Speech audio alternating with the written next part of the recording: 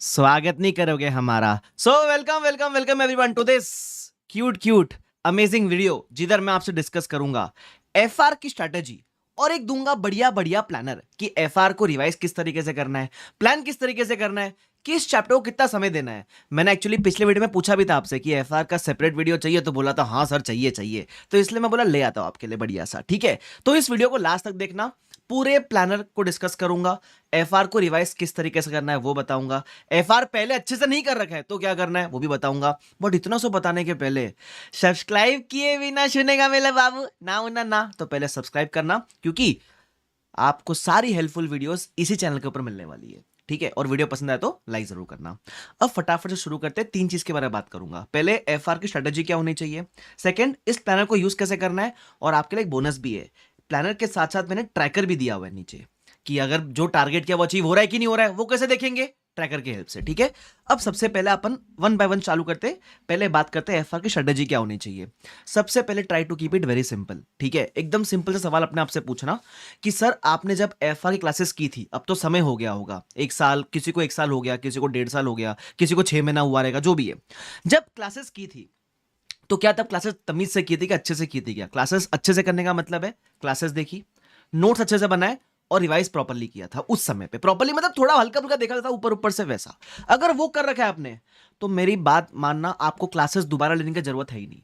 आप बस revision videos और रिवीजन प्लानर, ये 2 चीज पे फोकस करना, आपका एफआर हो जाएगा। Because self practice is the key, ये बात हमेशा ध्यान रखना। ठीक है, ये उनके लिए। तो अगर आपने क्लासेस पहले अच्छे से कर रखी है तो कोई टेंशन नहीं, इट इज नॉर्मल। हाँ, अभी चीजें देखोगे तो याद नहीं आ रही है, it is okay, it is normal. ठीक है, उसका मैं हल बताऊंगा आपको, बट क्लासेस दोबारा लेने की जरूरत नहीं है आपको, ऑनेस्टली बता रहा हूं। ठीक है, अच्छा, अगर क्लासेस ही पेंडिंग है, पेंडिंग वाले कैटेगरी में कौन आता है? जिसने क्लासेस अब तक की नहीं है, या फिर क्लासेस की थी लेकिन अच्छे से नहीं की थी। अपने को पता ना अच्छे से नहीं करने का मतलब क्या होता है। तभी ऐसे सर ऐसे नाम के लिए देख ली है ना, आधी देखी आधी नहीं देखी, अगर वो हिसाब है तो मैं आपको रिक्वेस्ट करूंगा पहले क्लासेस कंप्लीट करना। जिस भी फैकल्टी के क्लासेस ले रखे हो कंप्लीट करो। अगर आपको मेरी लेनी है तो मेरे बैचेस भी अवेलेबल है, मैं बता दूं, है ना, कि है ना, अगर आपको लेना भी है तो मैं बोलूंगा मेरा फास्ट ट्रैक बैच लेना आप, अगर आपका अटेम्प्ट नवंबर 24 में है तो। ठीक है, it is more than sufficient for you. अगर अटेम्प्ट नवंबर 24 में तो आप ये बैच का जा सकते हो। ठीक है, अगर आपको जरूरत पड़ती है तो, ऐसा नहीं लेना ही लेना है, जरूरत है तो आप ले सकते हो। हाँ, अगर रेगुलर बैच लेना तो वो भी अवेलेबल है, जो भी आपको बैच चाहिए सूटेबल है, it is available on bbvirtuals.com। जरूरत लगती है जो आके ले सकते हो। ठीक है, ये किन के लिए? लेकिन जिन्होंने क्लासेस पहले अच्छे से नहीं कर रखी है, क्लासेस कर ही नहीं रखी, उनके लिए। ठीक है, चलो अब बात करते हैं। आप एक बार डिसाइड कर लिए कि आपने क्लासेस वगैरह अच्छे से कर रखी है, तो एफआर को रिवाइज किस तरीके से करना है। तो इसके लिए मैंने आपको दिया है 12 डे प्लानर। ठीक है, 12 दिन में आपका, मात्र 12 दिन में पूरा एफआर रिवाइज होता है, और इसको मैं बोलता हूं फर्स्ट रिवीजन प्लानर। मतलब मैं मान रहा हूं कि आप एफआर का भी फर्स्ट रिवीजन करने वाले हो, आपने कितना भी पहले एफआर पढ़ रखा है, तब अच्छे से किया था ना, चीजें रिकॉल होगी, टेंशन मत लेना। ठीक है, तो फर्स्ट रिवीजन 12 डेज प्लानर मैं इसको कहता हूं। अब इसमें मैंने डे वाइज टारगेट दे रखे कि एवरी डे आपको क्या क्या चीजें कंप्लीट करनी है, बस वो टारगेट आपको अचीव करने पर फोकस करना है। और क्योंकि आप जब फर्स्ट रिवाइज करोगे ना, फर्स्ट टाइम रिवाइज, तो सबसे ज्यादा तकलीफ इस रिवीजन में होती है, बिकॉज चीजें याद नहीं आती है। सबसे पहले ये नॉर्मल है। सेकेंड चीज, याद कैसे आएगी? Take the help of revision videos. ठीक है सर, रिवीजन वीडियोस कहां से रेफर करेंगे? मैंने ना इधर एक लिंक दे रखी है मेरे यूट्यूब चैनल की, स्कैन करोगे तो मेरे यूट्यूब पे चले जाओगे आप। ठीक है, तो उसमें एक प्लेलिस्ट वाले सेक्शन में जाना, और वहां एफआर की एक रिवीजन प्लेलिस्ट है, जहां एफआर के सारे चैप्टर्स का रिवीजन दे रखा है मैंने उसके अंदर। ठीक है, तो जब आप रिवीजन वीडियो देखोगे ना, तो इतना गारंटी, अगर आपने मेरे से पढ़ रखा है ना, तो आपको चीजें याद आ जाएगी, मेरी गारंटी है, अगर आपने मेरे से पढ़ रखा है तो। ठीक है, तो टेंशन लेने की जरूरत आपको नहीं है, और कहीं से ही पढ़ रखा है याद तो आ जाएगा, अगर तमीज से पढ़ रखा है तो।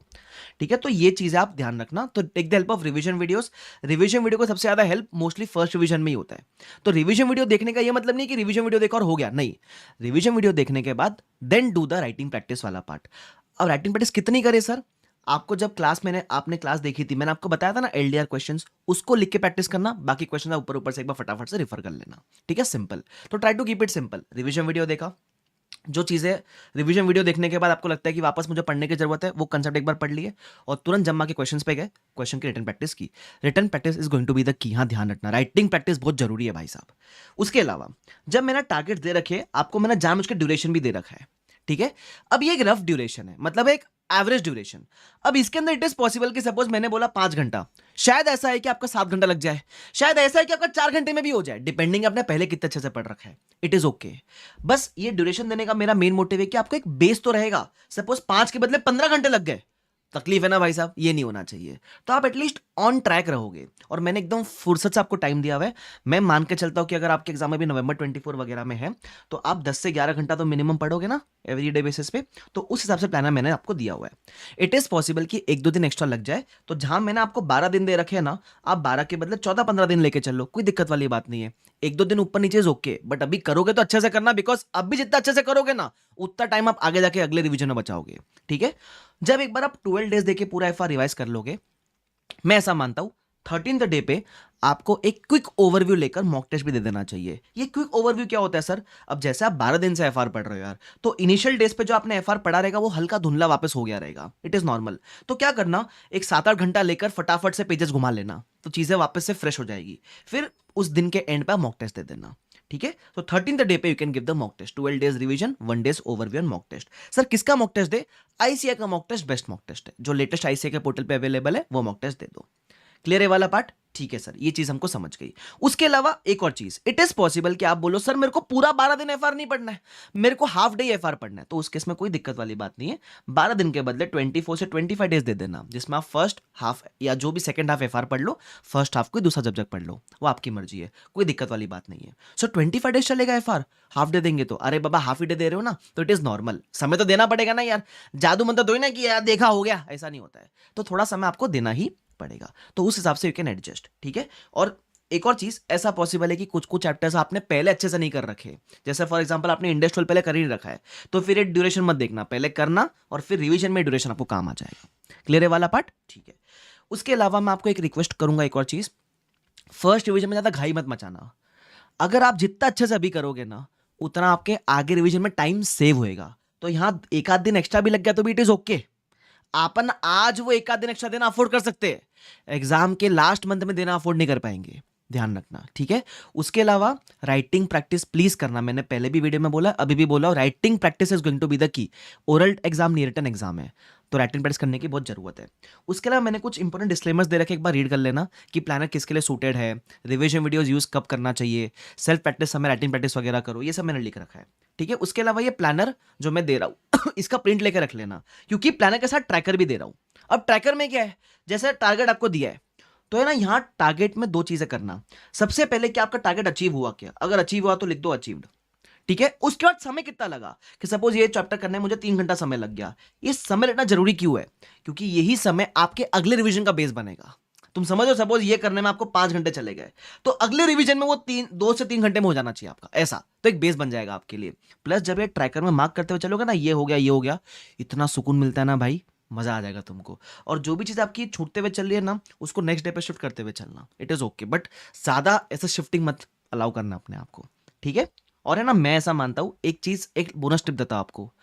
मैं पता है, अगर आपके जगह होता तो मैं क्या करता, मैं टारगेट लेके चलता कि ये मेरा टारगेट है, जब तक ये मेरा टारगेट अचीव नहीं होगा मैं सोऊंगा ही नहीं। Beat 11 hours, beat 9 hours, beat 14 hours, target है मतलब है, कहानी खत्म भाई। तुम समझ रहे हो क्या? तो वो अपने अंदर ऐसे होता है ना, वो डिसिप्लिन और वो सब लेके चलना, इंस्पिरेशन, मोटिवेशन, जो भी तुमको लेके चलना है ना, मतलब वो तुम लेके चलोगे तो काम बन जाएगा तुम्हारा। तो ये प्लानर मैं डाल दूंगा टेलीग्राम पे, वहां से डाउनलोड कर सकते हो। ठीक है, टेलीग्राम का भी स्कैनर वगैरह दे रखा है, स्कैन करोगे, जाओगे टेलीग्राम पे, डाउनलोड कर लो, बढ़िया से यूज करो। ठीक है, so I hope this video was helpful. अगर वीडियो हेल्पफुल लगा तो प्लीज लाइक जरूर करना, और भाई साहब टारगेट लेके चलो, अचीव करते हुए चलो, पक्का पास हो जाओगे। ठीक है, मेहनत करने वाला इंसान पास हो ही जाता है, मेहनत करने पर फोकस करना, क्योंकि वही अपने हाथ में है। ओके, सो शुक्रिया everyone, thank you so much, bye bye everyone, take care, see you all, bye bye.